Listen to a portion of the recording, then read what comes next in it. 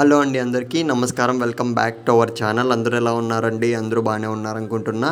ఇకపోతే ఇవాల్టి మన వీడియో ఏంటంటే పీఎం కిసాన్ స్కీముకి సంబంధించి 16వ విడత అమౌంట్ అనేది మనకు రేపే విడుదల చేయబోతున్నారనమాట.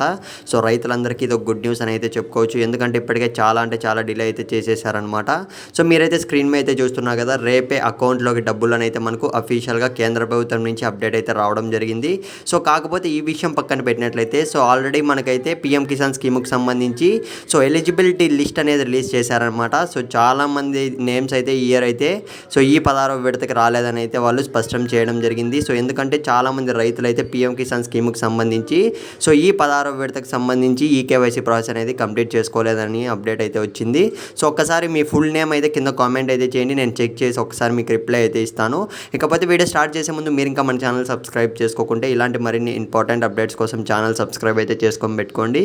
సో ఇక మనం ఏమాత్రం ఆలస్యం చేయకుండా వీడియోలకి అయితే వెళ్ళిపోదాం. పీఎం కిసాన్ స్కీముకి సంబంధించి 16వ విడత అమౌంట్ అనేది ఎప్పుడెప్పుడు పడుతుందని అయితే రైతులందరూ ఎంతగానో ఎదురు చూస్తున్నారు. సో ఎన్నో రోజుల తర్వాత అయితే మనకు సో ఈ నెల 28వ తేదీ అంటే రేపే మనకు సో పీఎం కిసాన్ స్కీముకి సంబంధించి 16వ విడత అమౌంట్ అనేది అయితే 2,000 రూపాయలు రైతుల ఖాతాలోకి అయితే విడుదల చేయబోతున్నారనమాట.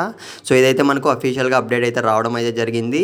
సో కాకపోతే వాళ్ళు లాస్ట్లో ఒక్కసారి అయితే గమనించండి, మెన్షన్ చేయడం జరిగింది. సో ఎవరైతే ఈకేవైసీ కంప్లీట్ చేసుకున్నారో వాళ్ళకి మాత్రమే క్రెడిట్ అవుతుంది అని అయితే అప్డేట్ ఇచ్చారు.